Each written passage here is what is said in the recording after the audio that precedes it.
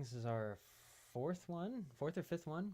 Um, and we have some returning players. We have some new players. We will do a round of introductions and talk about ourselves a little bit, and then we'll get started. Um, we have people tuning in from Twitch, from YouTube, from Facebook, and we're really excited. My name is Austin Coffey. I'm the production manager for Samurais of Sound and Strawberry Hill Studio, where I'm sitting tonight, and Scarlett is as well, our moderator here. And let's see, I've been working here for 3 or 4 years. I've been running Dungeons and Dragons for 5 or 6 years. And here at Samurai Sound, we do a little bit of voice acting, a little bit of, I should say Strawberry Hill Studio. We do some music composition. That's my background. Audio production, sound design, mixing, mastering, things like that. So that's kind of the my world. And let's see. How about Scarlett? Do you want to introduce yourself a little bit? Sure. Hello, I'm Scarlett. I'm not going to necessarily be participating in the D&D game itself, but I will be moderating the stream and things like that. I am an intern for Strawberry Hill Studio. I manage things like their social media and like marketing stuff. And I also I do some voice acting and singing and songwriting.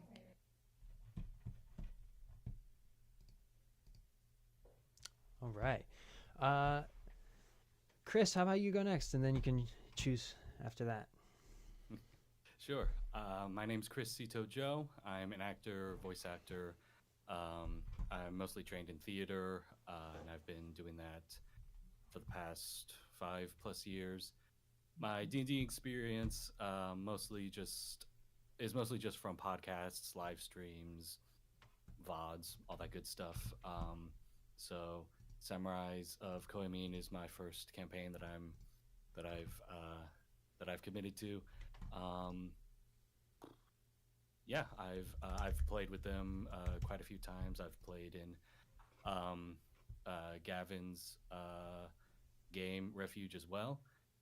So I think it's going to be a lot of fun with some new faces. Speaking of which, Gavin, let's go with you. Sure. Sorry, I'll add one more thing in. If you guys want to talk about where you're at with your voiceover, like in terms of any projects you guys are working on or interested in working on, and what kind of what kinds of things are happening in that realm, I think this is a really cool space for us to talk about the kind of projects that we've been working on. So I just wanted to throw that out there as a particular emphasis. Sure. I guess I'll speak to one thing. For the past few weeks, I've been involved with a. It's kind of like an acting conservatory, but on Zoom. So we get together once a week. We rehearse a script, and I probably can't be specific about what, but in the next few weeks, we'll be live recording it, giving it to the engineer, and they'll be putting it out there on Spotify and elsewhere.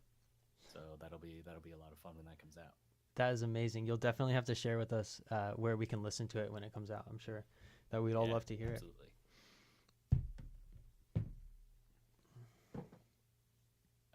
That's me, I guess. Let's. Yeah, okay. I'll go next then. I'm Gavin Kidder, based out of the Midwest. Primarily, I'm a musician.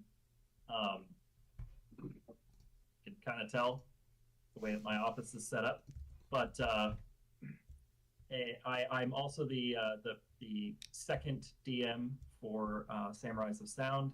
I run a game called Refuge, which we had a live stream for that, not this last week, but 2 weeks ago, and I'll have another one 2 weeks from now on Tuesday. And so, doing that, I've been playing D&D on and off for like 7 years, running for 5, and I also have a podcast where I do mostly science fiction tabletop games. You can check that out most places where you can get podcasts. It's on Spotify, Apple Music, Amazon, and it's called Roll Warriors. So definitely look into that if you like what you hear tonight. Scarlett, if you could throw a don't. link to that in the restream chat so it can go out to all the platforms, that'd be awesome. Roll Warriors, Gavin's podcast. Cool. Sure. And my voice acting career hasn't quite taken off yet. I'm kind of still in the learning and gathering intel phase. I took a couple of Bloombox classes. I'm doing the Strawberry Hill Studios courses. So primarily I'm using my voice for singing at the moment. Very cool. And we have, if any of you are watching and are interested in participating in the D&D stream, we are inviting any and all to come and join us, either in my campaign, the Samurais of Koemin, or Gavin's campaign, Refuge, are the two we have going at the moment. You can sign up for those. Scarlett can put a link in the chat for signing up for D&D streams. It's free if you have a membership, so I'd recommend picking up a membership and just hopping on one of our streams. We stream every Tuesday at 5:30, and every other Tuesday we play D&D. So come play with us. We would love to have you. And we'll have a link to do so soon. There's the Roll Warriors link is going out now, so that's great. Okay, next we have Danny. Hi. What's up, guys? I'm Danny Martinez. Majority of my experiences in the bar and the restaurant industry. Been doing that for about 15 years. I am diving head first. When you talk about being new to voice acting stuff, like this is probably my first month diving head first, taking classes, doing the courses for Samurais of Sound, joining you guys as well, kind of just trying to do it all and get a feel for it as much as possible. Been doing D&D for about 20-25 years, since about third, second edition, something like that. I forget. So yeah. It's good to get my feet wet on this too. That is amazing. 20 plus years of D&D. Wow. That is so cool. Do you remember anything about your first campaign? My first, yeah, I do actually. My best friend took me to one of those card shops, and they had a second floor full of just tables where people could sit down and do tabletop games. And my first character was a rogue. Can't remember the name anymore, but I just remember it was a rogue. Wow. A lot more reading. You always in remember those your days. first. Oh yeah. We all have characters tonight, of course. We have a great turnout on the stream tonight. That's really good. Let's do a little round of introductions in character, perhaps. I know that Danny has an amazing character prepared, and the rest of us have some returning characters as well. For context, we are in the space of the main dojo in the Koemin dojo. It's in the city center, next to the palace or the castle, and the party has just finished. The party has just finished the initiation trials to become samurais, essentially. Some of the characters had already done that previously, but most of them were first time joining the Samurais of Koemin. And there was a little mishap during one of the trials and an attempted theft of an ancient artifact, as is the sort of thing that happens. And there is a quest a-brewing that one of our characters has actually shed some light upon recently in the chat campaign, which we also have running in parallel to this, which anyone can check out on our Discord server. And Scarlett can put a link to join our Discord server as well. But maybe we could start with Hakudo is Chris's character, who has been just explaining to us a little bit about the predicament that we are currently in. Yes. Why don't I pull that up on my word processing thing? Hakuro. So Hakuro, you see a young man about 17 years old, standing at 5'8" with medium blue hair pulled into a ponytail and bangs partially obscuring his eyes. He's wearing what looks to be a martial arts uniform with a long sash tied around his shoulder and waist. On the back is an emblem that resembles a lotus flower nestled in a diamond shape. He carries a large knapsack and backpack. Around his waist is a belt carrying knives and a sling, and he has leather gauntlets on. And where'd it go? Yes. So in relation to the quest that was brought up, here it goes. One of I think her name was Aiko, had asked for information about a shrine that was like desecrated and had a band of Oni roaming around. And she wanted, she asked if anyone had any more information. So here it is. Hakuro's body stiffens and he clenches his fists. If malevolent Oni have been spotted there, it's likely whatever Roichi did had something to do with the voice of deception. At my temple, we were taught that Oni can be summoned by dark arts, so maybe Roichi came across that knowledge. Actually, I think there's a passage here that may help. He pulls from his side a very well-kept leather-bound book. On the cover is an imprint of the same symbol that's on his clothes, a lotus flower enclosed by a diamond. He flips through the pages and says, "Okay, here it is. The sentry climbed the mountain seeking the voice. Darkness could not deter him, for he remained righteous and strong. Shadows haunted his steps with smiling faces. Beware the offer of drink beneath the shade, for every smile hides fangs. Invitations in the woods are an ill omen." It goes on to describe how the sentry purposefully fell into an Oni ambush, only to turn the tables and wipe them out. But basically, we should be careful of anyone offering hospitality in the area, because they might be an Oni in disguise.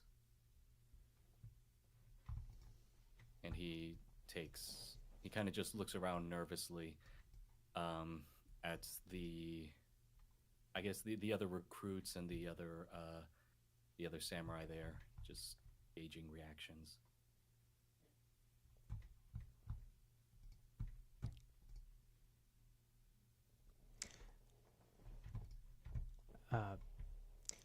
Thank you. Sorry, Chris. I was just adjusting my camera. No. I just realized there was a tiny hiccup with the visuals here. Perhaps Gavin's character can introduce and respond to that. Sure. I can go ahead and do that. So Orochi is my character. He is a male dragonborn fighter. He's still fairly young, so he's about in his early 20s. You can sort of see that approaching on his face as copper dragonborns age. They start to oxidize a little bit, so there's flecks of green now kind of speckling his face, like spending too much time in the sun. And he stands rather tall and very like erect, maintains a good posture. His military and samurai training kind of instilled in him at the core of his being, and he will kind of like at the description and the statements made by Hakuro will say, How dare they threaten hospitality? It is one of the most pure tenets of the samurai way. I will cleave any who should dare threaten to disrupt the peace of hospitality.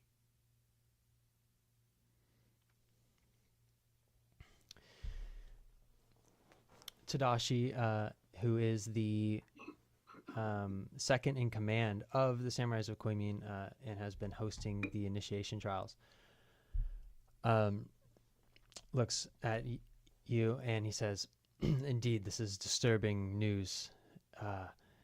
Anyone who would claim to be hospitable and yet turn on those who they're hosting is, well, not to be trifled with, and we should proceed carefully." And enter a new adventurer. Danny, can you tell us a little bit about your character? Yes. So character's name is Kairos. He goes by Kai sometimes. He's about 5'8". Actually slouches a bit. Is quite an old man. So he's a bit hunchback, or not hunchback, but his posture is a little slouched. So he walks with a walking stick, long, supposed to be a white robe, but because of his journeys and everything, it's quite dirty now, so it's kind of grayish at the moment. And he's also got a satin sash around him, keeping everything together. That is also quite dirty, but still kind of like, I guess, shiny or glimmery, as you can say. He has some glasses, about rounded, and he's got some hair on the sides there, bald on the top, and a semi-long gray beard as well. Um, yeah, he spent some time in some well, spent quite a long time in some temples, and he's out for adventures now. Okay, and he's an older man, and he is standing in the dojo today. Why? Maybe he has a long history of adventuring as a samurai of Koimin, and he's one of the dignitaries maybe that's been sort of watching the proceedings. Does that sound about right? Okay. Yep. Okay. So Tadashi says, well, we're going to need to get together a band of adventurers to go investigate. There are, of course, many of us who are qualified, and he's standing on the ground level, and the dignitaries are sitting on this balcony that's raised above, and he's scanning through the crowd, and he says, well, there's many of us who have fought many battles and gone on many adventures, but our attentions are mostly concerned with the conflict up north. One of a neighboring kingdom is a small conflict is quickly becoming like it might be. We might be on the brink of war, so there are other pressing matters to attend to. But we can send out a small band of perhaps some of our newer recruits to go attend to this matter at the Broken Shrine. I'm not sure what you'll find there. Apparently, there is a bed and breakfast of sorts around there. If Hakuro's lore is to be believed, which we have every reason to believe, but perhaps one of the delegates should accompany this band of adventurers, as they are new. And he sort of looks up through the balcony and scans through the crowd one more time, and he says, Danny, what's your character's name again? Kai? Oh, Kai, yes.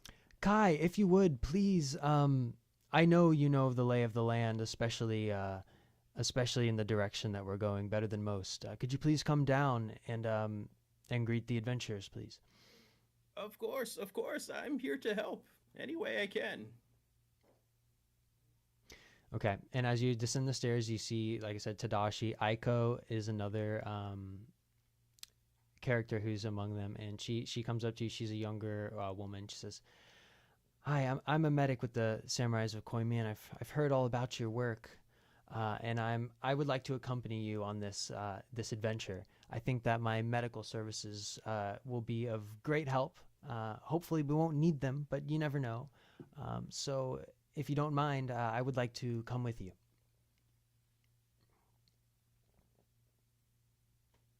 Yes, of course. I would take any help if possible. Hakuro's. Oh, sorry. No, you can go first. All right. Hakuro walks up to Kai as well, and he gives a very solemn 45-degree bow, and he says, um, "Kai-sama, I would also like to offer my services. You see, I come from a temple from the Ashikaga Dominion that specialized in oni slaying, and well, I've been on a pilgrimage since, and I feel this is my calling in a way. I do have knowledge about oni, their practices, and how best to combat them.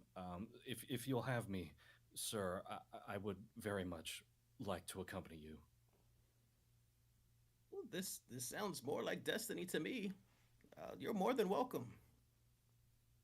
Thank you. Orochi is going to like dart past Hakuro and like go down onto one knee, sword stabs into the ground, and he says, Please, it is on my honor. A dragonborn has committed these atrocities. I will bring him to justice. I look at him kind of confused and but kind of just taken aback by just like, oh, such strength in just his voice alone. What can you do for us here? I will slay any and all in your path. I will cleave long swaths of blood with my sword at your request. Please. I kind of just look at Hakuro, kind of looking for a bit of I guess advice or looking for a nod as to whether or not I should agree to it. Hakuro looks to Orochi and says, what he says is true. I've seen him. We fought, well, on the same side, basically. But yes, his skills are incredible, and you will find no loyal. Sorry. He's one of the most loyal and stalwart warriors I've ever seen, and I would feel much more comfortable if he were there fighting alongside us. Amazing. As I said before, it's destiny for us to meet this way. Aiko says, "Well, looks like we got a team then." And then she kind of looks back at Tadashi, who's holding say hi to Raj, everybody. Oh, hi. Raj is the. Sorry, getting my tea. Let's see it goes. For those of you who don't know, come on, don't be shy. Raj is the owner of Strawberry Hill Studio and Samurais of Sound. Awesome. Hey guys, nice to meet you. And Good to meet you. yeah, we're just we're streaming. We got 33 people on the stream right now, which is the most we've ever had. I want to point that out. I'm not sure if I should mention this, but we want to, of course, have more people join the stream. We'd like to hear from a lot more people. But do you guys have any suggestions or any advice you can give us to get like more people involved in the streams and more people onto our platform so that we can have better and bigger sort of D&D streams and games and all sorts of things? Any advice you can give us at all? I don't know what the social media presence is so much on there. Yeah. I stumbled upon Samurais of Sound searching for like classes and courses for voice acting and stuff, but I haven't really looked or noticed that much of too much of a social media presence, like not just like advertisings, but actual like community interactions and things like that, and questions and things like that. Yeah. And I think it's great, honestly, with the Discord. You guys invite everyone, not just people who are members, so that way they can all join and watch too. Well, we're growing daily. Like every day we have new people signing up, but we're just wondering what your personal feelings are. Like, how would you want to be communicated if you were interested in D&D and you wanted to join something? Like, where would you hear about us? Would it be on X? Would it be like just through, I don't know, Instagram? Or I don't know, where would people like yourselves be hanging out? Like, where do we go? Like other Discord servers and people I interested mean, in D&D? Hmm. I love following a bunch of the D&D tubers, Oh, YouTubers. okay, okay, So maybe some sort of connections with them. okay. Matt Colville, um, Mhm. the Dungeon Dudes, um, Oh. just to name a couple. Jenny D. Mm-hmm. Yeah. So I you're think saying, along that. I see. So the basically the D&D YouTubers, right? Are the people that Yeah, you it's guys? a strong community. Oh, okay. So we're kind of maybe looking in the wrong place then. Well, Well, I we've don't know. started Have we? reaching out to some of the D&D influencers. Mhm. I don't know if we've reached out to. I think Matt Cole, like just like you said, those are great Specific, people. yeah. Those specific people would be great to reach out to. The YouTubers. Mhm. We have been slowly starting to do that. We'd like to get some people like that on the stream for sure. Right. The Matt Yeah, Colvilles guest and DM. the dungeon dudes of the world, or even just for a Q&A. But Yeah. yeah, getting them to run a game would be amazing. Yeah. But I think those kinds of collaborations Yeah. could boost the profile of what we're doing. Are just the YouTuber D&D people more again more like more interesting for you than the like Instagram D&D people, or is that a stronger community than other? Is the strongest as opposed to Reddit or something like that? We're just kind of curious what you guys think. Like I don't know. I I think- engage a lot with the YouTube. YouTube. So YouTube. Yeah, I think on YouTube, Yeah. YouTube lends itself to a lot of kind of what Fantastic. we're doing, a lot of live streams uploaded to YouTube. Right. Okay. So I think, yeah. What do you guys think of? I mean, we're not like big in because we try to grow organically, but we do run some ads. So we're just wondering, like, are the ads attractive? Is that another way that you find out about certain platforms and communities? Does that appeal to D&D folks in general? What do you think of that? If you see an ad on YouTube that says, I "Hey, don't- come join our I community." don't mind targeted ads, Mhm. especially through social media. Okay. I know what they're doing. Yeah, I know yeah, it's like, yeah. hey, you're interested in these things Yeah. because of an algorithm. Yeah. Come here. But a lot of the times, it's how I find some of my favorite things. So I find my music on Spotify that way. It's like, and Yeah. I don't mind at all because it's like, okay, I love this artist, and then something else gets served up. So for me, it's not a problem. I know every community is different, but so you think YouTube ads are a fairly good way, set up a creative on YouTube and reach out to Mhm. people, D&D fans could be good. Because we're very specific. It's a lot of our people are voice actors, of course, and so we want to Yeah. reach out. So okay, that is actually fantastic advice, guys. Austin might ask you for a little questionnaire if you don't mind, just to give us some insight on what you like and what you don't like, and what you want to see on our platform, like what we can do to make it more enjoyable and keep you guys involved, and maybe some perks for you guys to invite friends, right? Some things that we can give you guys, some gifts to invite some friends to the platform. We're obviously trying to grow, but we want to do it the right way. So we'd love to hear from those of you who are already here. That really helps us to figure out the next steps to help things grow. And also, please request things. Just simply reach out to us and go, "Hey, I'd really love to see this voice actor." We can reach out to them, or we'd like to see this person, this maybe YouTuber or something. Just let us know. We're more than happy to try and get in touch with them. Okay. Cool. Awesome. Thank you, guys. All right. Have a great game. I'll probably Thank drop in you. again. All right. Take care. Bye. All right, and those of you who are tuning into the stream, I also wanted to mention that at any point, if you have ideas, suggestions for details about the adventure, anything you want to add in, we like to keep it really loose and with some elements of improvisation as well. So feel free to add your suggestions and help us out, of course. And with that said, let's see, where was I? Aiko is speaking, and she is really excited about the adventure, and she looks up at Tadashi, who's a head taller, and he has this sword in his belt, and she says, "Well, I suppose that we won't be taking the Kinkaze, will we?" And you'll recall that the Kenkaze is the sword that was trying to that the voice of deception followers were trying to steal from the Samurais of Koemin. It was originally on display as sort of like an artifact in the bar in the tavern from the first adventure, and it was stolen. They tried to steal it, and then it was brought to the dojo, and they tried to steal it again during the last initiation trial.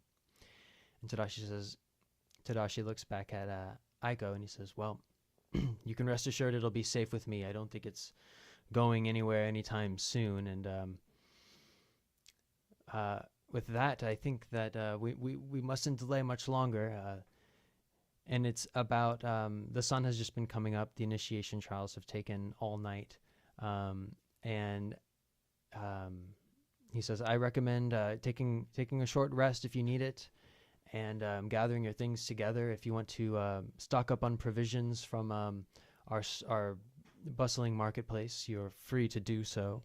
And the way that I'll handle if you want to spend your gold is essentially anything in the basic rules or the player's handbook or dungeon master's guide. Any basic item is usually up for grabs. If you want it, you can look up its value in gold and just ask me, and we could do a little scene in the store or just retroactively say you have it. So that's kind of just one way to quickly expedite the acquisition of loot, essentially. So at any point in time, if you want to buy something, just let me know. But I assume that most of you have already taken your short rests anyway. And it could be a long rest if you want. We can start from scratch. And go ahead. I'm not. I just out of game. I'd like to get provisions as well. Yeah, if we're going by like stuff that's in our inventory.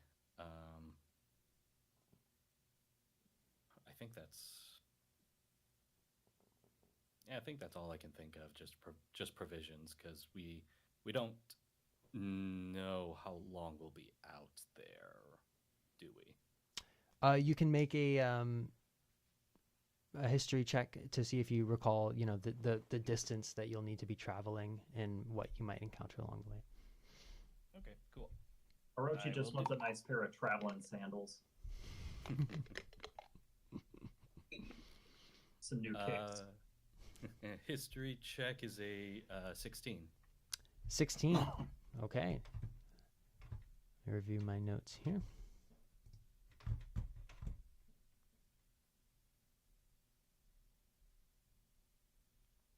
So essentially, you recall that the journey to the Broken Shrine is fairly arduous. The city of Koemin is situated on a mountain, and so it would involve descending the well-trodden path down the mountain, and then at the base, it's in the north direction. At the north of the mountain, at the base, is a small forest that is fairly dense. You're maneuvering through the forest across a river, and then up another mountain. The shrine is on the adjacent mountain, and as you step out of the dojo, you can look across this valley. Let's say there's some low-hanging clouds that are sort of lightly obscuring the mountaintop, perhaps 15 miles as the crow flies north. And you can see this mountain, but you can't really make out many details at first glance. And the sun is just beginning to climb up in the sky. And as you look down before you, you can see the path that leads out of the inner samurai and religious district, the inner circle of the city, and through the first ring of walls towards the bustling marketplace. Hakuto will look at his companions and He'll say, I think it'd be wise if we stock up on provisions um, and anything we think we need in order to um, camp out most nights. It looks like we'll be traveling through forest and um, scaling up the side of a mountain at least part way. Um, so for example, I could do with like maybe 5 rations. I think that'll be enough. I'm not sure about distance.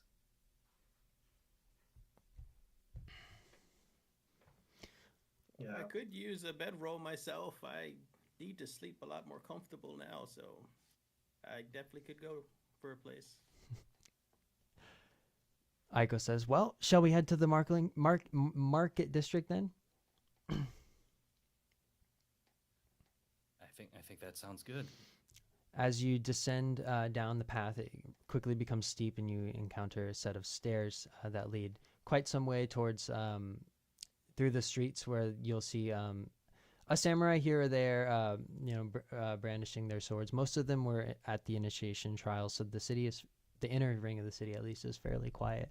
You see some Kanushi samurai attending a shrine at a smaller place of worship, and you pass through the first ring of the city and into a bustling marketplace, apparently completely unaware of the goings on of the inner city.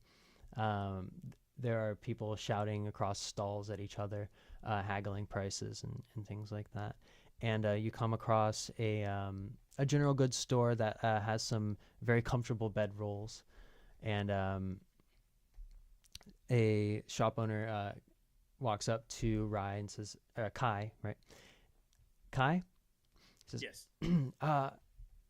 He kind of sees you eyeing the bedrolls. He says, well, what can I interest you in? Something not too squishy, but not too firm either. Something we can take with us for our travels, and preferably Goldilocks something bedroll. the Goldilocks bedroll. If I weren't mistaken, I would say, I mean, my father is very old, and he needs something a little bit extra, a little bit extra cushion at night. Um, if I'm not mistaken of your age, might I suggest this fluffy, cushier one? It's a little bit more expensive, but it'll make sure you get just the right amount of comfort at night. I kind of just stretch out my back, it starts to crack a bit, and gonna reach for the bedroll and kind of unfurl it, try it out. It's like, yes, perfect. That'll be a gold piece. And I take it out very slowly, hand it to him. Next, as we move along, there is a sandal vendor next door who sees Orochi approaching and kind of eyes you a little bit strangely. Dragonborn are not very common. The city is predominantly human, and he sees you walking up, and he's a bit unsure about what to do. He kind of looks at his inventory, kind of on the ground adjacent to the city street, and as if to kind of figure out what sandals. And then he sees you walking over, and he's like, "Oh, hi. How can I help you?" Orochi's just gonna kind of look down at his feet and wiggle his toes, and he's wearing like just very jank sandals. There's like a broken thong, and he says, Going for a long walk. Needs new shoes. I see. Well, I must say I don't have many sandals suited for someone of your stature, but the sturdiest I have would be these handmade leather ones. And he kind of goes to the back and pulls them out, and there's really sturdy sandals that look like they might fit around your feet. You know, I assume your dragon-born feet are fairly broad, but he kind of holds them up to you. Says, 2 gold pieces? Do you have anything with snakeskin? Snakes? Oh, Like Kind of a lucky charm for me. impressed into the leather. Wow, that sounds fancy. Let me see. Roll investigation. Ah, a dice roll. Hakuro has a bit of a perplexed look when he hears that Orochi likes snakeskin. Just kind of like, aren't you wearing your own kind by doing that? Oh wow, that's racist. It's a 6 on investigation. What He's is it? not a snake. He's just named after one. That's a 6. Oh, you look through piles of sandals, and there's nothing that even has any sort of designs impressed into the leather. And the man says, "Well, the ones I gave you are really well made, and if you want if you want an inscription of some sort, or even a blessing, you could perhaps go to one of the shrines and have them blessed with a snake of some snake blessing, or a local craftsman could do this for you." He's gonna toss the money to him and just go, I'm already going to a shrine. I'd And also like to get just a fishing tackle set. I came from a fishing village, mhm. so his thought process is, and he will like voice this. It's just My father always said, teach a man to fish. Or dragon man in my case. The adage stays the same. There is a fisherman's stall, a few stalls down, and they have ample fishing equipment. And the man says, "I'm glad to see that it's not just humans who rely on fishing. It's there's something to be said about catching your own food and spending time. There's a method to it, and I'm glad that the Dragonborn appreciate it as well. You can have my finest set of bait and tackle and fishing rods, whatever you need, for a gold piece." Sounds like a plan. Aiko looks to Hakuro and says, "Was there something you said that you wanted before we set out?" Yeah, I would. I would have just gotten a bedroll and rations. And I was also wondering, and he kind of leans in a little close to Aiko just to sort of whisper in her ear, "Do you know anywhere that sells sake?" Well, why don't we? I think Blades and Brews is on the way out of the city. We could stop by and see if they've cleaned up after the mess last night, and I think they would probably give it to us on the house.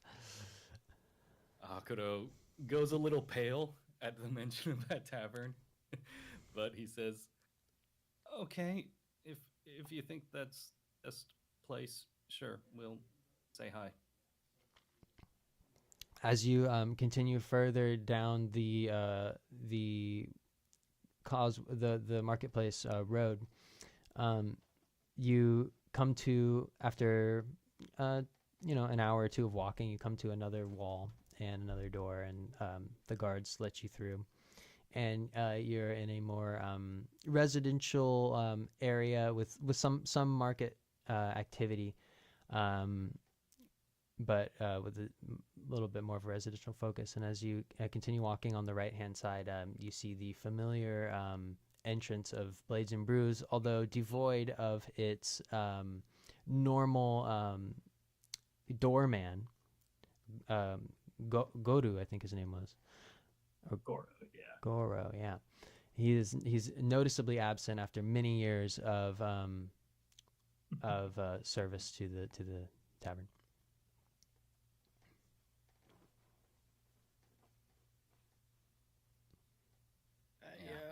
I should probably mention I've never drank before.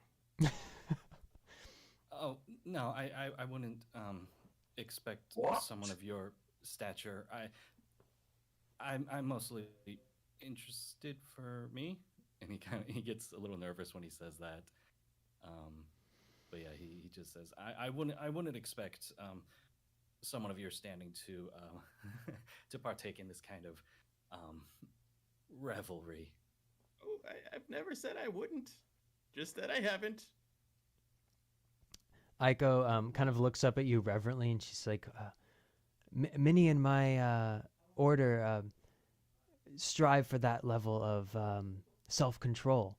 I myself have never partaken either, and I don't plan to today. But I respect your. Is abstinence the word? Yeah, that would be it. Yeah. I'm gonna lean. With, Orochi's gonna lean into Hakuro and be like, "Why did we bring these buzzkills?" Well, I'm sure they have their standards and their skills, and he still looks very nervous with all this talk of abstinence and refraining from drink. And I guess he'll lead the way into the tavern just just to change the subject. Right. And as you do, Akari is in the middle of a frantic cleanup. Although it seems like it's things are getting back to normal, but there's overturned tables here and there, and broken windows from the assault and near pillaging of the establishment. And there's a bit of blood here and there around the floor. She kind of looks up at you mid sweep of a broom, and she says, "Oh, welcome in. Here, have a seat." And she kind of quickly flips the table back and tucks a couple chairs under. Please sit. Oh, we didn't intend to stay for for very long. I wanted to ask if you had any bottles of sake, and then he does a full 90-degree bow to her, and he says, "I'm terribly sorry about what happened the other night. I don't know what came over me, and I hope that we didn't put you out too much. And I know it's incredibly rude to be asking more of you after what happened." She stops. She says, "Hakuro, it's okay. It's okay. You saved us. Without you, who knows how many of my loyal customers would have been. Oh, I don't even want to think about it. No, you did the right. Look, I don't work for the samurais that closely. I don't care if someone goes to trial or doesn't go to trial. What you decided to do is your business alone, and I'm just thankful that you saved my customers, essentially. And then a couple of the more loyal ones who've been going every day are still sitting in the corner, and they're like, "Hey," and they raise a glass of sake, and she says, "Here, have a bottle." And she goes back to the bar and brings it back, and she sets it on the table where you guys are. She says, "Thank you. I'm indebted to you." He looks relieved hearing that, and for the first time he looks a little he looks a little happy that things happened the way they did, and he says, "Thank you. How much do we owe you for this?" It's on the house. He takes it. He takes the bottle very reverently, and he says, "I promise this will only be used for good-natured revelry." To revelry. A couple in the corner raise another glass. And Just raises it gingerly. she says, "Well, what's next? Are you done with the initiation trials? Where are you headed?"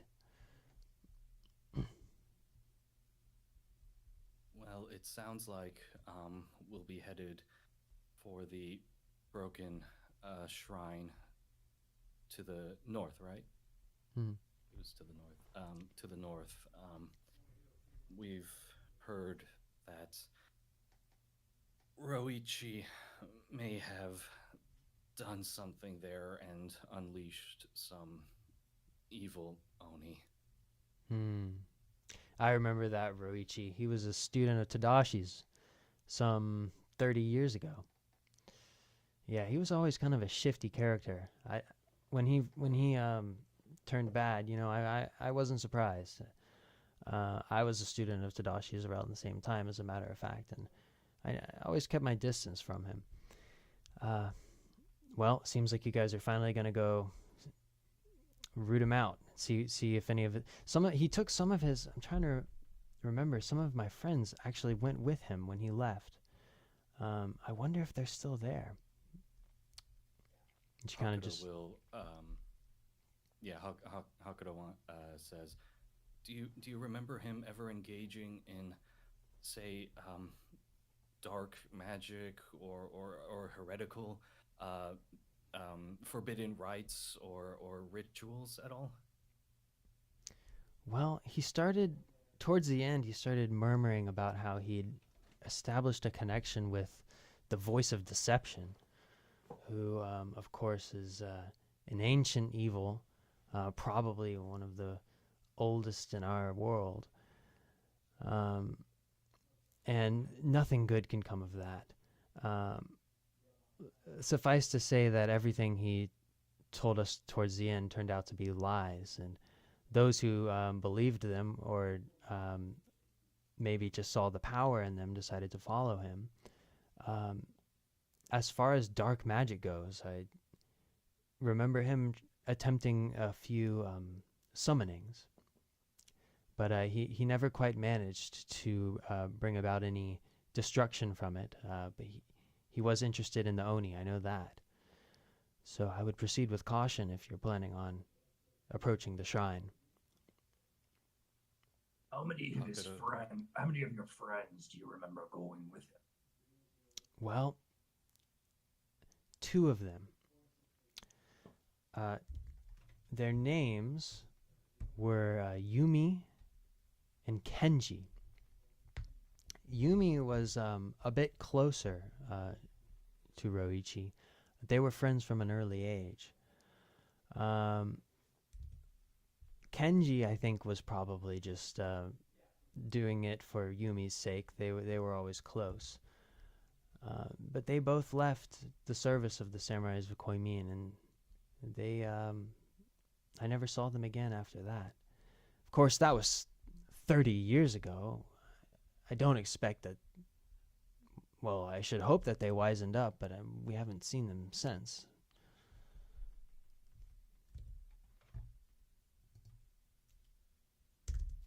at the mention of the voice of deception and Oni, Hakuto kind of tightens his fists and his hair starts to like wave on its own, and he says in a not a deep voice but a serious voice, "Don't worry, we'll do everything we can to rout out this evil, and if your friends are, well, still with him,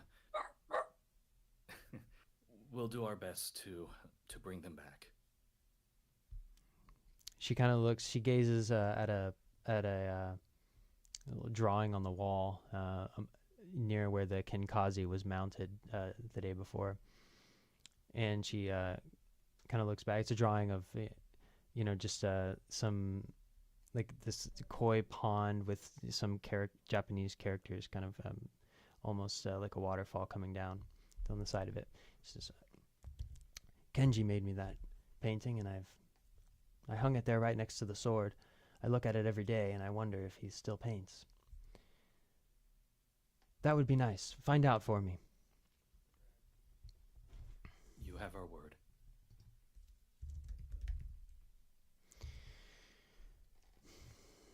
And then she says, well, I'm very busy here. I'm going to continue cleaning up. Let me know if you ever need anything, and I wish you the best of luck. Thank you, and thank you for everything. Aiko says, well, it's a long road ahead. Now that we're all stocked up, how about we get out of this city and proceed north?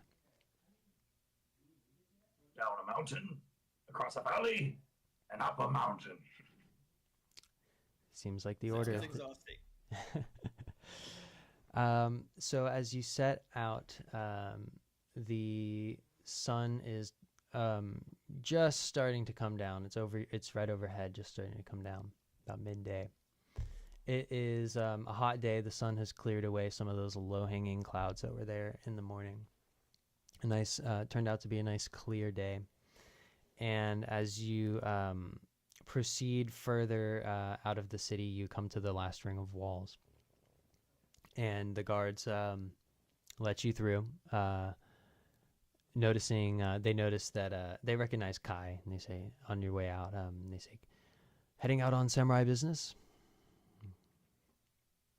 Yes, of course, with my friends. Be careful. We heard reports of some bears roaming the forest. They haven't attacked anyone, but they have been getting suspiciously close to some of the caravans who have been proceeding. And no reason why? Um, well, not that we can tell. They seem, from the reports at least, I haven't seen them myself, but they seem quite disturbed. Maybe their den got destroyed or something. I don't know. But be careful, because a few of the caravans have made a point to mention it to me. Thanks for the warning.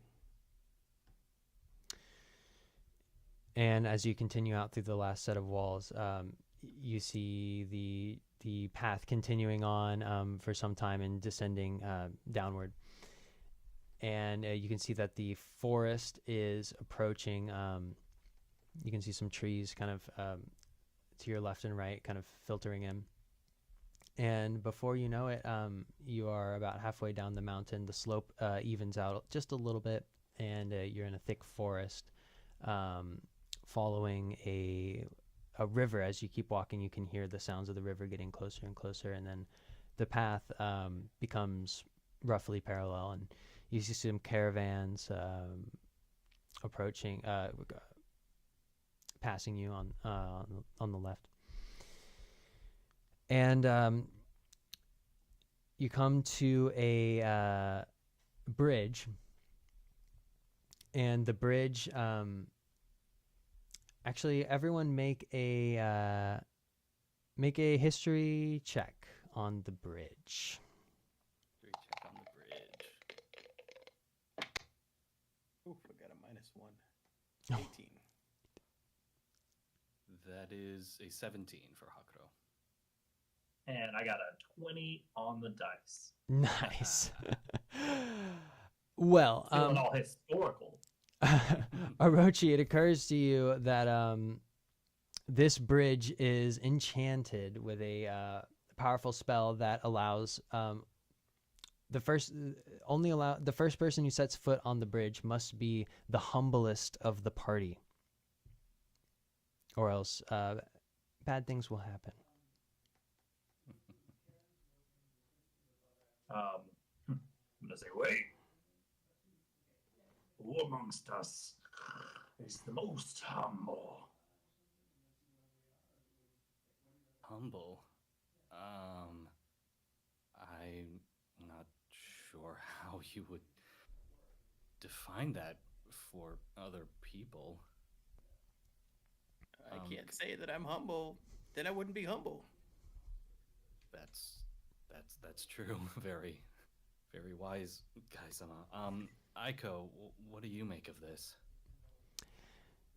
She says, well, my mom always told me that I was very humble, and I believe it. More humble than my siblings, in fact. I'm one of 7, but I always thought that I was the most. You know, my... So not you. To the back. she's like about to take a step on the bridge, and she's like, oh, okay, all right. Orochi, what exactly will happen if we get this wrong? Bad magic stuff. I don't know.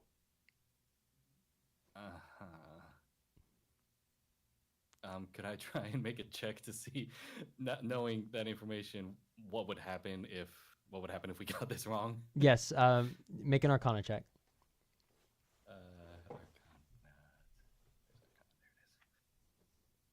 Okay. 14. 14. Okay, so you're inspecting this bridge. The river, I should say, it has grown fairly wide at this point. It's probably 50 feet across, and it's definitely fairly loud. And there's not quite white water, but it's a fast-moving river. And it looks to be quite deep. and as you're inspecting the construction, it's a stone bridge, and some of the rocks have little runes carved into them, and they seem to be humming very slowly. And you get the sense that if the person who steps foot on the bridge is not the humblest in the party, it will give way as you are halfway across it, sending you tumbling into the river. That's all that you can tell from the magic coming from the stones. And would the bridge reconstruct itself, or would it stay down? You can't seem to work that out. Okay. Orochi's brain seems to be working on overload. Hakuro will turn to everyone else and say, "Oh, it seems like these runes are rigged to basically dismantle the bridge if the humblest does not go first. By the time you reach halfway through the bridge, it'll basically collapse on you."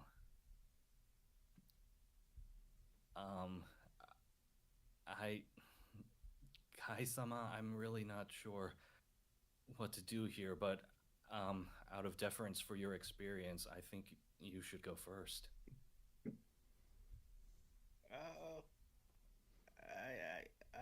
I think you've displayed the most humblest recently in your time at the Blades and Brews where we were having our drinks. Hakuro will look a little taken aback. I mean, I was just doing what I was taught at my temple. I'm not sure if that counts as humble. While you guys are deliberating this, Orochi has gotten his fishing set out. Are there fish in the river? Make a survival check. Okay. Unless you just you're just wondering if there would be fish. I mean, yeah, I'm wondering if I can see fish. Oh, yeah, you can see. Actually, let's make a perception check then. Okay.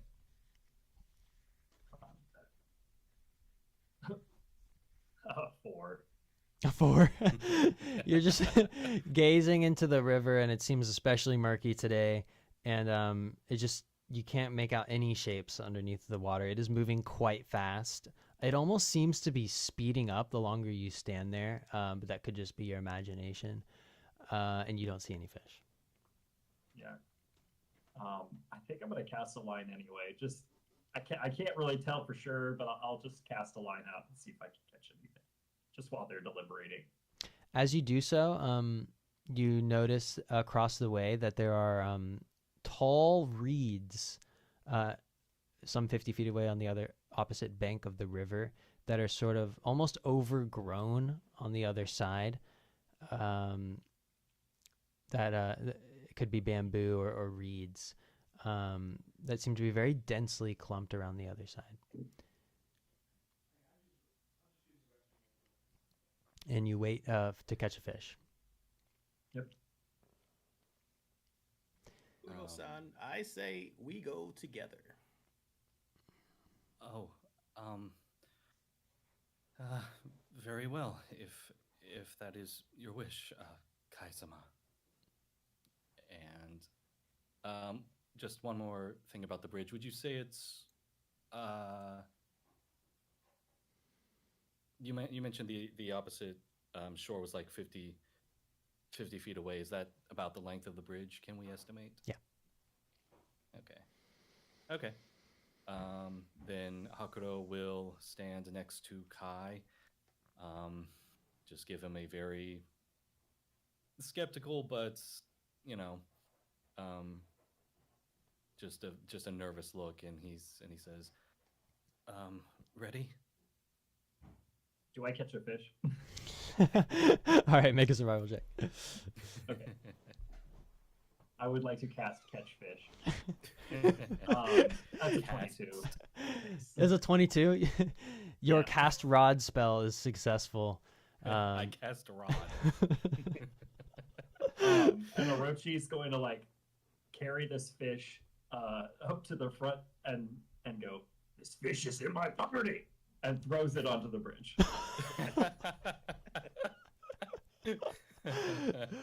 um, okay. The fish flops around 20 to 25 feet into the center of the bridge, and for a moment you can see that the stones underneath it are kind of glowing different colors, and as the fish kind of flops and then flops less and then dies, the glowing ceases and nothing happens. Fish are humble. Yes. Do me or Hakuro notice this at all? Yeah, everyone sees it. Okay. I guess that was a good try. Aiko says, well, the bridge held, and I saw some magic, so maybe that means the spell's over. We can cross. Yes. I have solved your puzzle. This man is a genius. Yeah, that's a word for it. Kaisama, would you like to cross with me as we originally planned? Yes, of course.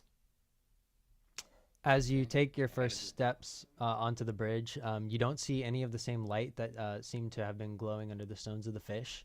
And as you pass by it, the fish is very much dead. But it apparently was the humblest of us all.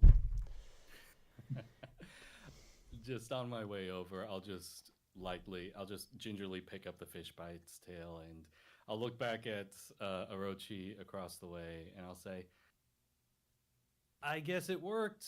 It seems like you're safe to cross now. Oh, excellent. And he's going to run up to Hakuro and take the fish. It's good eating. We'll save it for later. Yeah, it'll make a good dinner. Yeah. And I guess we proceed across the bridge. Okay. As you do so, Orochi, the reeds stand out to you that are kind of threatening to engulf some of the stones on the other side of the bridge, and they remind you of the reeds that you grew up around in your upbringing. Some memories come to mind. Yes, my namesake, and he'll just get like a little tear, remembering Mama and Papa at home. Aiko says, "Can you tell us more? What are you talking about?" What? Aiko's just looking at you, like looking wistfully at these reeds, and she's like, "Why are you looking so wistful? Can you tell what's going on?" Is it allergies? Oh, I believe Hakuro has heard my namesake and my story, but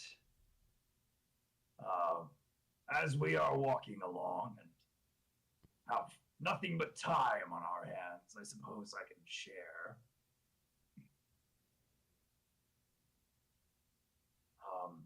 I was discovered in the reeds near a coastal fishing village as an infant. The old fisherman who found me said he mistook me for a serpent, ran to fetch a spear to kill me. The fisherman's wife came outside hearing the commotion and stayed her husband's hand as she could see I was not a serpent at all, but a baby copper dragonborn. Even though the couple did not have much to live off of themselves, they took me in as they had no children of their own, and gave me the name Orochi after the serpent that stalks the reeds. So, I just thought of home, I suppose. I never knew that. That explains it. Well, that's so sad. as you continue down the road, the sun is setting, and it's getting darker. And there seems to be no end to the forest yet, so you'll need to make camp. So one of you, why don't you make a survival check to find a nice camp spot? Whoever has the highest. I have a +3. I've Yeah, got plus a two. +3 too. Orochi, would you like to take this one? Sure. He's going to specifically look for a spot with a nice rock that sits out in the sun. Make a survival check. I got a 14. 14. Okay. Yep. You find a nice big rock in a small clearing in the forest, some 150 feet off of the forest path. And it seems like a good spot to make camp.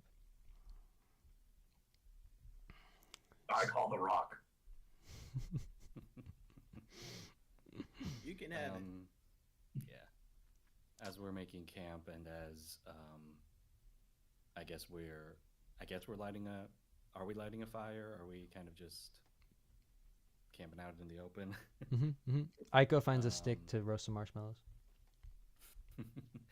Hakuto will turn to Kai and say, "So, Kai-sama, it's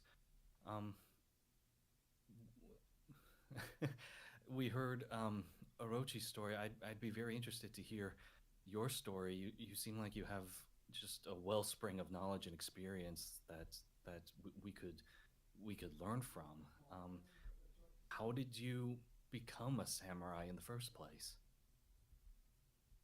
Well, I took a chance leaving the temple. I was born in a small village hidden in the mountains called Kame. As a child, I was sent to the temple and was raised there. As I grew older in my years, I felt something inside of me, a yearning to explore the world beyond those sacred walls. While the temple offered wisdom and guidance and self defense, it was the unknown world outside that truly beckoned me. I wanted to see life in its raw form, to experience the joys and sorrow that lie beyond the confines of a monk's life. So I set out on my own, even at my age, and tried to experience the world in a whole new set of eyes. It sounds very similar to my story. I also came from a temple, but they worshipped an individual called the Sentry. He was a renowned Oni slayer, and I was raised in his ways. Um, we learned about him. We learned about Oni slaying. Basically, just trying to follow in his footsteps. A couple of the other acolytes and I, we came of age, and a tradition is acolytes of age are sent on a pilgrimage to visit the other holy sites, I guess you could say, of the century. And while I am still on that journey, I guess similar to you, I also wanted to see the world, see life in its raw form, as you say. So I heard that Koemin was a land of samurai and noble warriors, and I thought, well, maybe I can put the skills I learned to use with them. And I've mostly just been traveling to smaller villages outside the walled city, just doing my best to um, be a good samurai. Aiko is kind of leaning forward, engrossed in your story, and she's sort of forgotten about her marshmallows kind of hanging off the stick. And a few paces behind her, you hear a growl. And as you turn, you can see that there is a small-ish black bear, um, probably 5 to 10 feet away from the marshmallow or whatever the feudal Japanese version of that is. And Pot sticker. the pot sticker filled with sugar. That would actually be mochi, I think. Mochi would be The mochi. marshmallow equivalent. Yes, the mochi ball. It's a nice thick mochi ball hanging on a stick. And the bear is evidently fixated on it. Orochi's gonna stand up on the rock, kind of at full height, and just kind of make himself big, like. Make an intimidation check. Could I use animal handling? Absolutely. Because I am skilled in that. Ooh, 21. Ooh. Dang, you've been rolling good. All right. The bear kind of looks up at you, looks back at its 3 or 4 cubs that are behind it, and decides that there are thicker and juicier mochi elsewhere in the woods, and sheepishly backs up and then kind of corrals its cubs, and then turns around and makes a scurry out deeper into the woods. Right. Flee. Kai looks kind of disappointed. She's like, oh, I wanted to make some friends. Well, maybe we shouldn't get too close to those bears. I mean, we're lucky that one was pretty docile. I'd hate to see what happens if we come up against a more aggressive one. Aiko's like freaking out. She's like, I know that seemed like a minor thing to you, but that thing was really close to my mochi, and it was a bear. So she kind of goes up to Orochi, and she's like, thank you. Here, this is for you. And she takes it off of the stick and sandwiches it between like some rice paper, I guess. Rice cakes. And I'm gonna I'll take a big bite out of it, and I'm just like, You're hungry. You're actually wrong about the bear. A mother protecting her cubs. Oh, this is good. It's probably one of the most dangerous animals you could encounter out here. She says, "Well, why don't we get some sleep, and I'll take. Maybe I shouldn't take the first watch."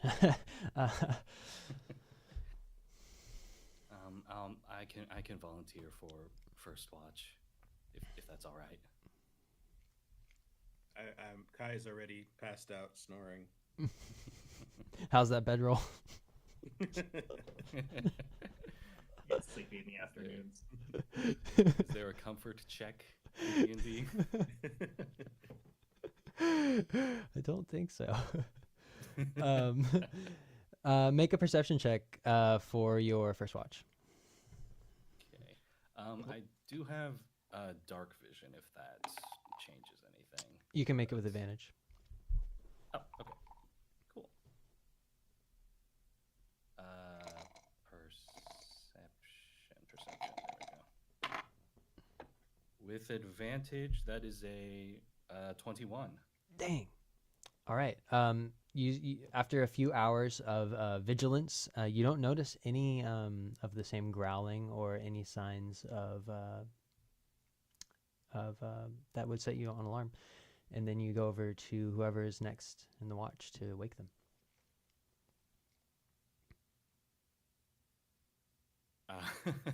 I guess I'll volunteer Orochi. I'll just shake his shoulder.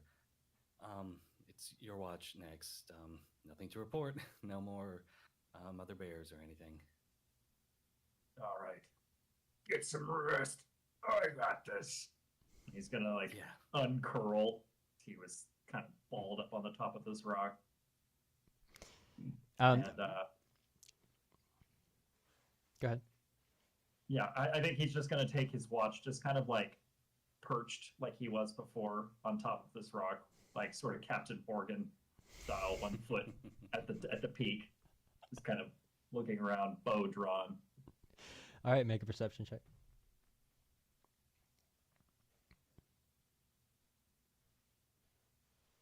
You said that I had inspiration. Anyone who posted a voice chat gets inspiration. So that includes Hakuro and Orochi as well. Excellent. I will be attempting that again. One better. 10. Hey. From best you could tell, when Hakuro woke you up, it was about midnight, maybe shortly after. And you spend the rest of the night Captain Morganing on the rock, being super vigilant. And at a certain point, you think you hear some rustling in a bush, but it doesn't really amount to anything, and the sun comes up. It's another day, and you all break your fast with one of those rations that you either bought or have in your inventory.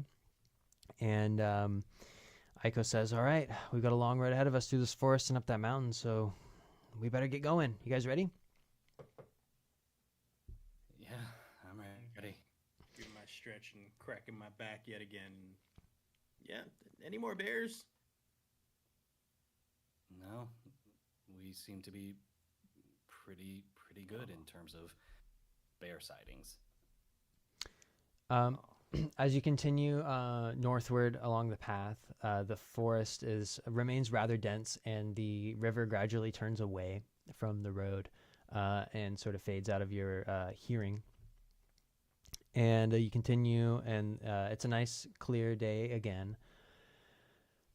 And you reach the site of it seems like this disturbed kind of like dwelling of sorts, a den, about 50 feet off of the road, just as the forest is kind of starting to thin out, and it's kind of, this den is underneath a few boulders that are sort of forming this little outcrop, and it seems like one of the boulders has kind of like collapsed and is like covering up part of the den.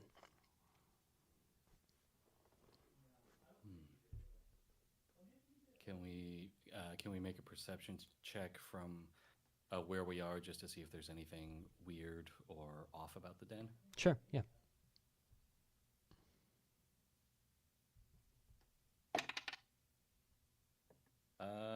Soft 20. Okay, you find a half-eaten corpse of a baby bear, Oh. and it looks kind of from the way that it's been kind of like ripped apart. It seems like rather vicious, to be honest. Uncharacteristic of, well, how a bear would die. Bears, to your knowledge, are the top predators in the area. So either it was killed by another bear or something, but something definitely ripped it apart. Mm-hmm. Is there anything left of the bear? Just its body and of the bear. Is it just like randomly torn apart, or? Yeah, it's just been ripped open, rather haphazardly. Yeah. Hakuto will relay that information to everyone else, and he'll say, "This looks vicious for a bear, and I don't know. Does anyone else know if there's like another beast in these woods, or if something else could have done this?" We should be cautious if we're fighting something that, looking for something that might have no problem mauling another bear. But I'm thinking I won't let this go to waste. I might cut some meat off this. Yeah. Make a survival check to harvest the meat. Kind of take out my little throwing dart. I will take a look into the den. Aw, 6. You can stay back. You come away with a few strips of beef jerky, but nothing substantial. In the den, you see. He's got his bow drawn. He's kind of crouched. Oh, interesting. Okay, yeah. The den does extend surprisingly deep underneath the boulders, even though half of it has been caved in. And make a perception check. Okay. Can I also be sneaking? Yeah. Okay. Do you want to stealth check as well? Let's just do perception. Okay. Oh yeah, 21. 20 on the dice. Okay. So as you sort of crouch into this den and your bow drawn and you kind of enter in, it goes back, some 20, 25 feet under the ground, and it's enough to get pretty dark. Do you have dark vision? I do not. That's okay. You could still make out Something weird for a dragonborn, but what it is. You can make out in the shadows that there are these large footprints in the ground that go all the way to the back of the den and sort of get lost among, the what could have been a scuffle with one of the bears, perhaps. And then as you look closely, you can kind of see them trailing back out of the den.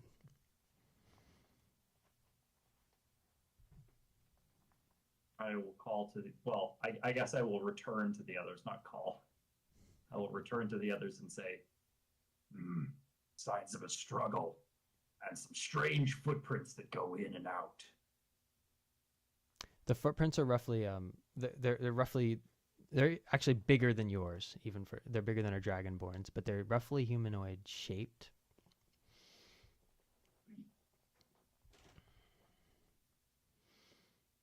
Hakuto, he'll ask Orochi. So these footprints, it looks like whatever this was fighting another bear. Is that right? They just kind of look. There's a spot where there's like kind of a jumbled mess of them. No rhyme or reason. Do we see do we see those footprints going out of the den at all? Yes. Okay. Well, if this is a bear, then I would say we can leave it alone, but I have a bad feeling these footprints, they don't look natural. They're even bigger than your feet, Orochi, and I know bears are pretty big, but these don't look right.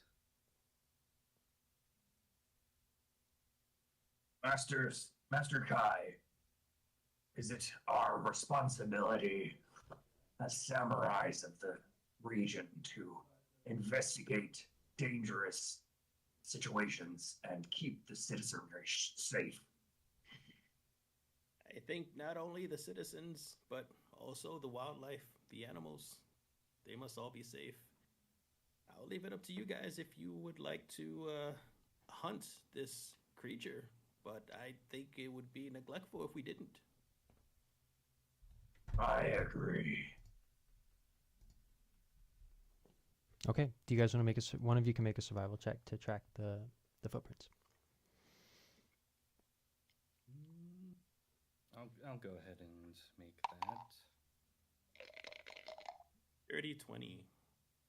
Wow. Oh, sorry, you good. Oh no, that's fine. We can Oh, we go with that one if you want. Sure. I mean, I got soft 20, but yeah, that's fine. It's whatever. Still works out. Still works. The footprints are rather sloppily laid down. These are big feet, and they don't seem to be making any effort to conceal themselves, and they're moving rather quickly. You can see that they converge with several other similar pairs further down the road in the direction you were heading, and then those you can determine there's maybe 4 sets converge onto the road, and then that's where the trail kind of stops because it's a fairly well-worn road. But by the time you get to where the trail converges, the forest is mostly thinned out and the grade has gotten rather steep again. You can see that there's been some cloud cover, and it's turned out to be a bit of a misty afternoon. And you're looking up the mountain, where the Broken Shrine supposedly is at the summit.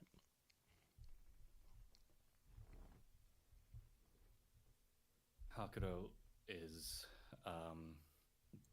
looking at the mist and up at the mountain, and he kind of just whispers to himself, something's wrong here. This feels like another bad omen. And he'll actually pull out his book again and start leafing through the pages.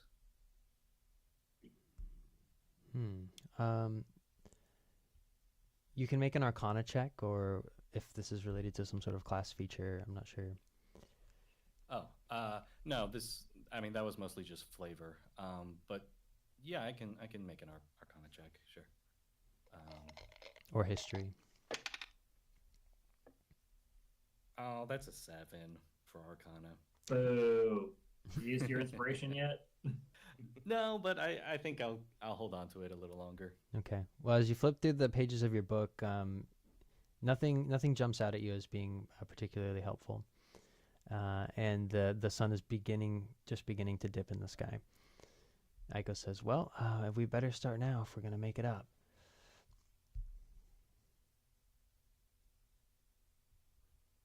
Yeah, Hakuto. Onward. Yeah. All right.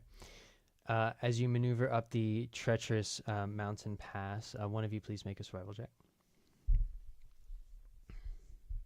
I'll do it again. This time I'll do it. Okay. Oh, geez, bad rolls. 6. 6. Okay. Well, you climb for several hours, and you get to a spot where the path is definitely less well worn, and you're on this steep grade. To your right is this drop off, and to your left the mountain continues very sharply up to your left, and you misstep, and your feet slip, and you begin to slide down this extremely steep grade to your right. I'd like to try to catch him. All right, make a dexterity save.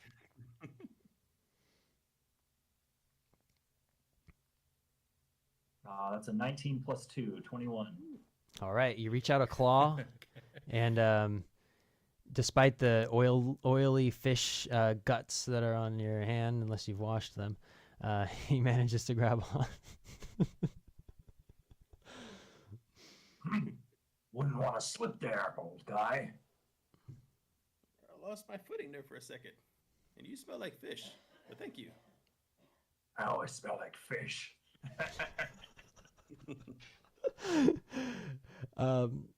Well, safely back on the path, you proceed with caution. It is a very thin path, and it goes up and for a long time. And by the time the sun is beginning to set, you're all very tired. You have a level of exhaustion, all of you. And you reach this point where the path begins to widen just a bit, enough for you to go shoulder to shoulder, 2 by 2. And ahead you can see so you're still on the side of this mountain, but sort of ahead you can see this structure, man-made structure. It appears to be entirely intact, but it's just this kind of lone, not hut, like a little cottagey kind of structure, and it's about 200 to 250 feet ahead of you, where the terrain kind of levels out, and you'll be able to stand more comfortably without risk of falling. When you look to your right, you can see the forest many hundreds of feet below, and a mist is concealing the tops of the trees in places, and you can just hear the river, and The hut, there seems to be no signs of life coming from the hut, but you can see it about 250 feet ahead. Hakuto will, when they all see the hut, Hakuto will stop everyone, and he says, "Do you all remember what I said in the dojo that we should be beware of false hospitality?" Yes, they will. They will lie and deceive. Yes. If it's all right with you, I'd like to make the first approach. And his eyes start to faintly glow a little yellow. I'll draw my bow and notch an arrow, kind of watch you go. All right. Hakuto, yeah, he'll approach, and just when he's about 60 feet away, he will call out, "Excuse me, is there anyone here willing to take in weary travelers?" After a moment, the door opens up, and from 60 feet away, you can see a man emerge into the doorway. He is about in his upper middle age, and he's beginning to bald. He looks up at you and he says, "We don't get many travelers around here these days. You you seem like you've had quite a rough passage. Please come in and find rest." Thank you, sir. We're actually on our way to the Broken Shrine, and we've actually heard tale that a band of evil Oni have been roaming around. You haven't seen anything like that, have you? Yes. We are constantly plagued with the Oni, at least the last few months. Every night, seems like another band goes down this pass into the forest. Into the forest. Sorry. Yes, into the forest, and well, I just try not to bother them. I stay in my quarters, and well, I tend to my modest. He has like the small little farming operation, and some livestock. I tend to my my own, and I try to stay out of their way. I do have some spare rooms. If you look weary, if I'm not mistaken, please come in and have some drink. Could I insight just real quick? Yes, make an insight check. Yeah, the footprints we saw followed the road, towards the mountain, right? Yes, the same road you're on. Yeah. Yes. Okay. Yeah, I'd like to make insight. Well, I think I'll use my reroll for that because that's just that's nothing. Same number? Are you kidding me? Okay. I mean that's still a 5. So a total of 10. Okay, total of 10. Okay. Well, as you're watching him speak to you from the doorway, you notice that he is carrying a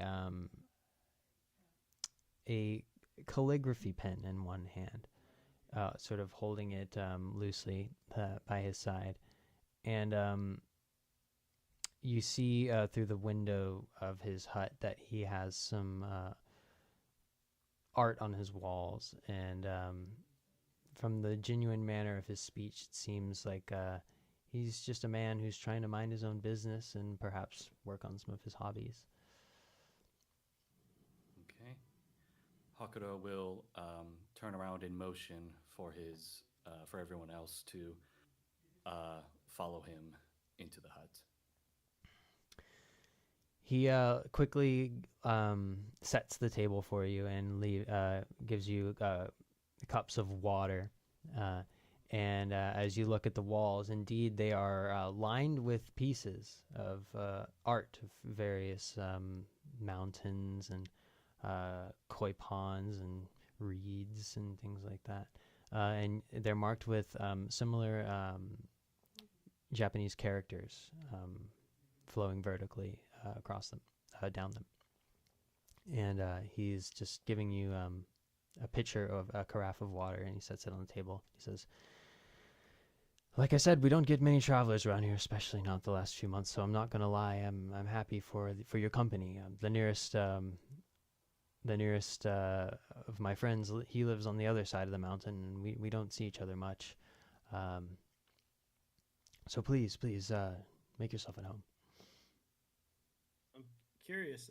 As I'm sitting on the chair, I'm looking around at these paintings. Do the paintings look somewhat familiar to the painting that we saw at the bar? In the same style or something? Yes, yep. It looks like the same artist made them. You can tell from the brush strokes and the handwriting and the colors. Sir, is your name Kenji by any chance? Kind of looks at you and he's like, "Kenji, huh? I haven't heard that name in a long time." Yes, my name was Kenji. These days I'm known as Daichi. At least that's what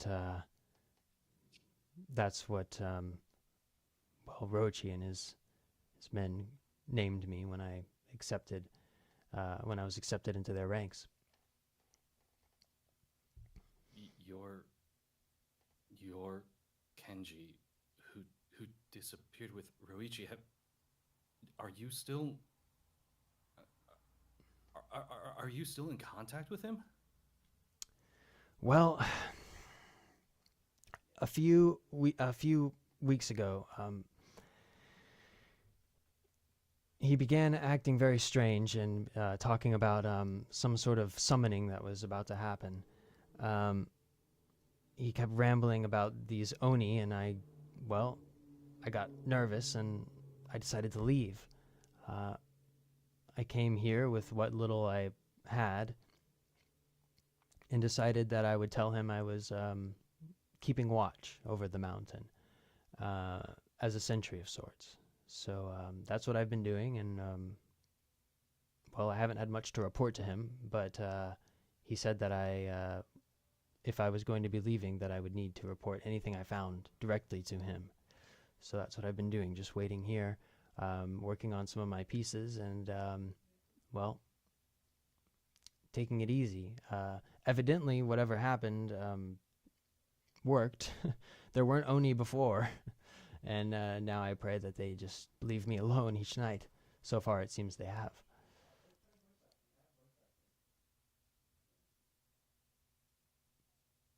Are you at all aware of what happened in the castle town recently? I've been quite out of touch with Koemin for many years. I fear I shall never return. Luckily, they usually don't venture this far north, but not a day goes by when I don't think of what might happen if Tadashi decided to send some of his men to come find me. Hakuto will look to Orochi, Kai, and Aiko, and just kind of this wide-eyed look. It's like he just kind of silently saying, "Should we tell him?"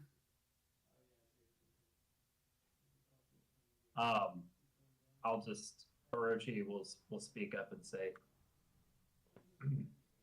I spoke to Akari recently. She says she misses you.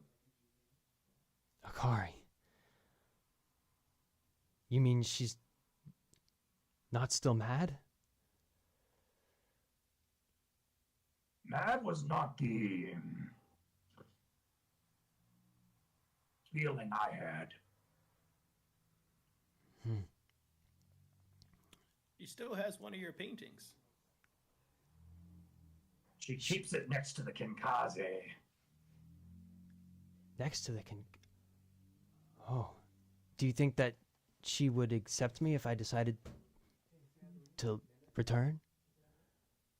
When he says that, I want to try to get an insight check. What I mentioned, the sword. Okay, roll insight. That's a 14. When you said Kinkaze, you could tell that his eyes widened suddenly, and that might tell you that he has some information on it. But his focus was definitely largely on what Akari, what he thinks Akari thinks of him. That totally overrode whatever he was thinking about the Kinkaze. So you can tell that he might have some more information, but he's not feeling strongly one way or another about it. Yes, she wanted to know if you still painted, and well, we can tell her that you do. Of course. I would be honored to give her some more of my work. Although I fear I will have to hand deliver it myself. Well, we can take it to her.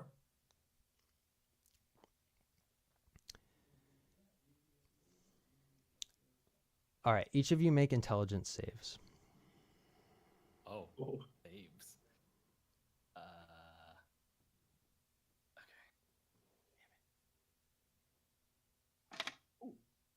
18. 13 for me.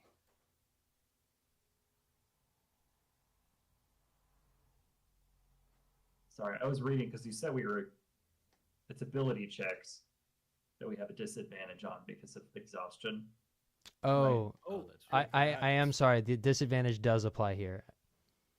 Yeah, Okay. I had it applied on D&D Beyond, but it hasn't been like automatically rolling me with disadvantage. So Yeah, I must admit I don't know if the rules say that disadvantage from exhaustion applies to saving throws, but oh, but I'm gonna say it does here.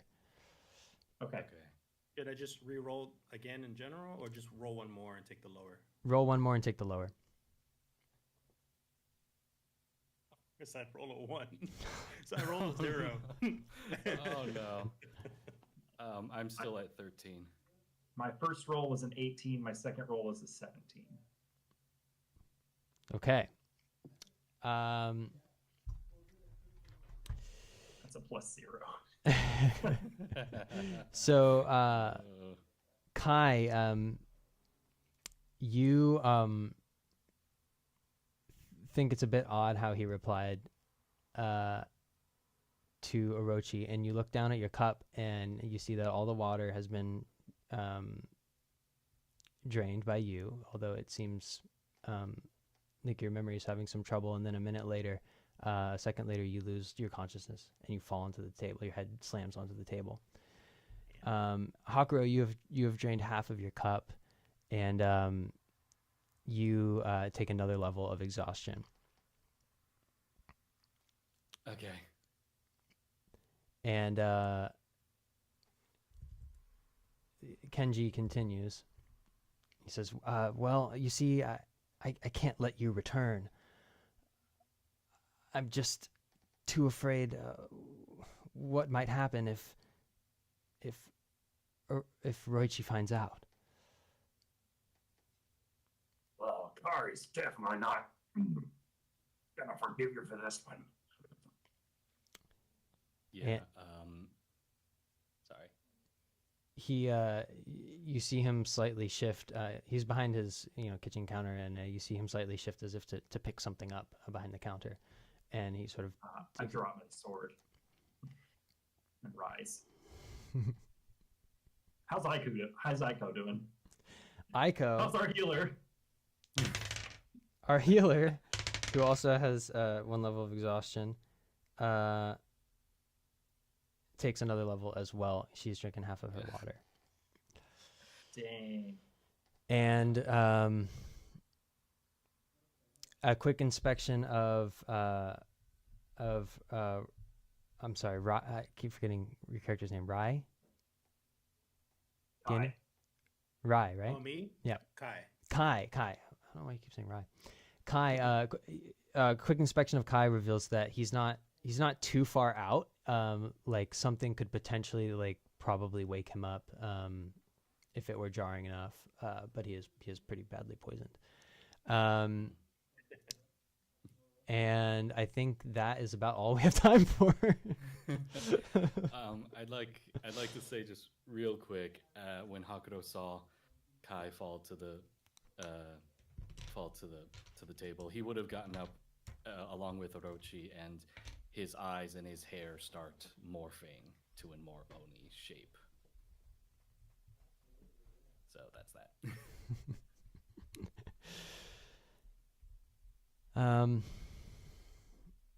Yeah.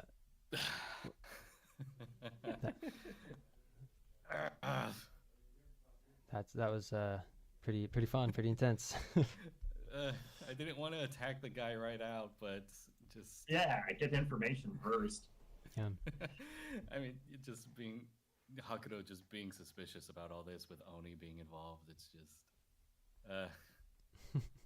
that was good. Yeah. We have 46 people watching the stream right now, which is the most. Hey, What up? So yeah, thanks for watching, guys. yeah, thank you guys for watching. Really, really awesome. I will put a link in the chat if you guys want to play with us.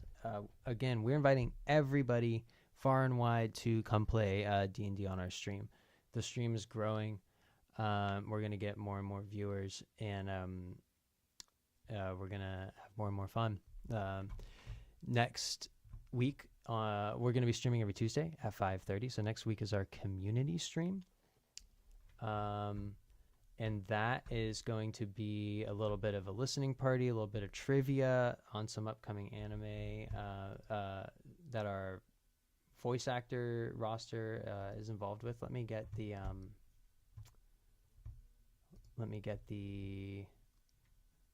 sorry, change my camera real quick. Okay, so now people on the stream can see the browser, and I think you guys can too. Yeah, okay. Let me pull up some upcoming stuff we have going on, because there is a lot of stuff. So if you go into our website, strawberryhillstudio.online, firstly, for those of you who don't know, the membership lets you get access to our D&D streams for free. So we have a D&D, it's all the same membership, but if you want to learn more about the D&D membership, you can here. Basically, it comes with all the same benefits, but yeah, you can get D&D for free with our membership.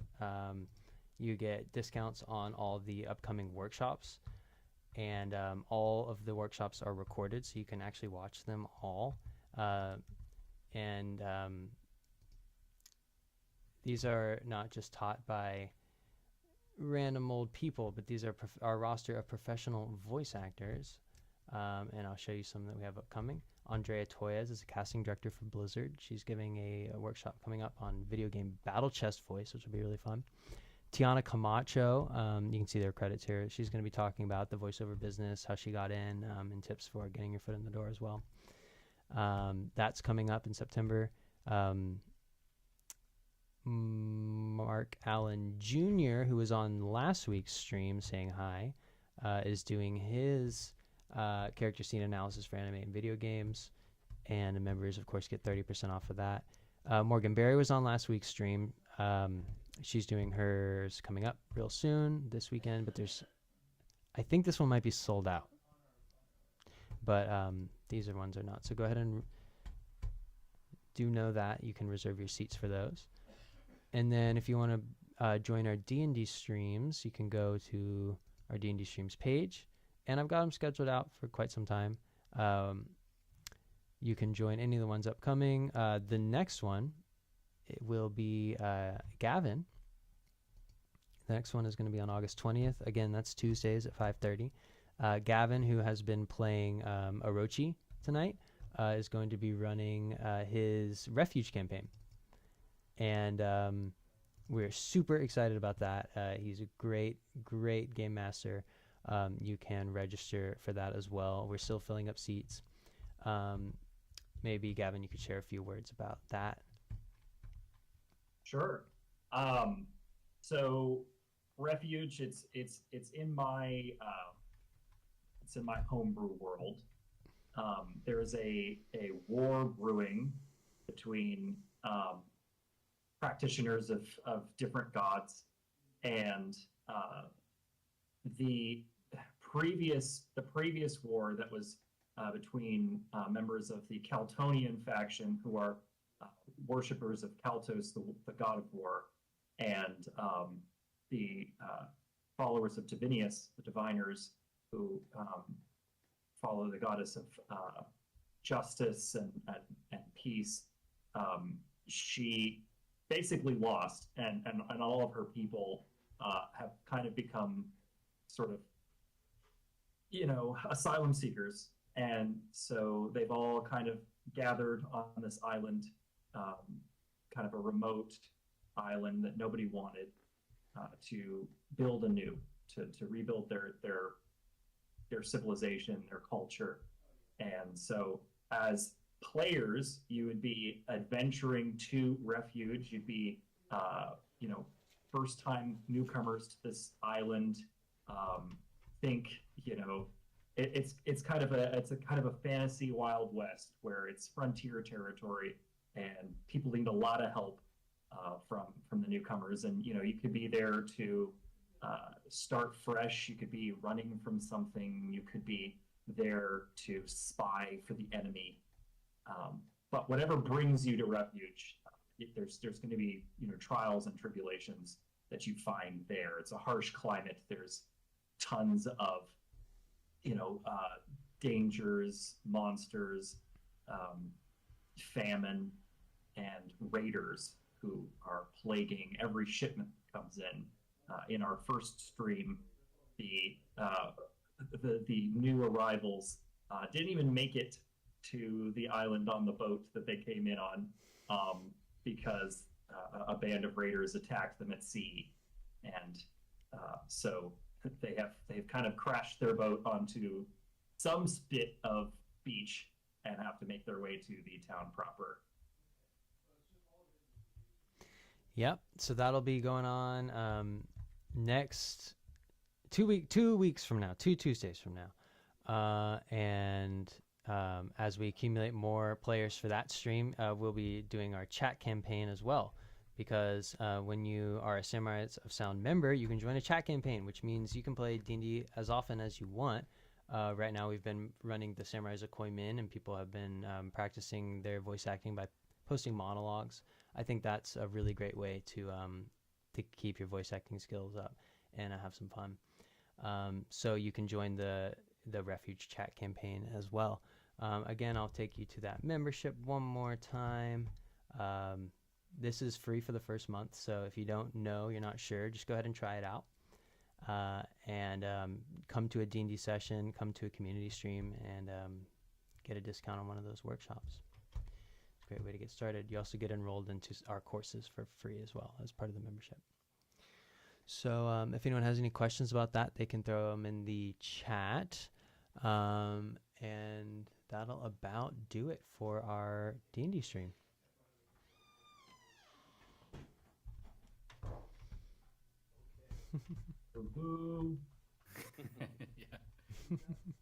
Yeah, it was fun.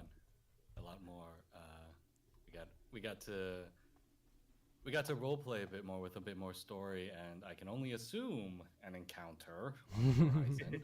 But we'll see. Fingers crossed. Yeah, right.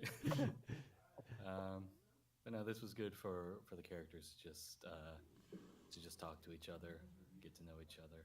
Mm-hmm. Yeah. And Danny, you're not currently in a chat campaign, so just let us know which of the ones, if you'd like to join one, because I know you're a member. So if that's something you're interested in, let us know, and we'll pretty much just pick up where we left off. We do have to get creative as people come in and out, but that's not an obstacle. That's an opportunity. So let us know. Opportunity be knocking. Yeah. Better let a mother in. All right. Well, thanks for joining us, guys. This was really fun. And hopefully we'll see you in the coming weeks. You know it. Oh, definitely. Absolutely. All right. Sayonara. Sayonara. Take care.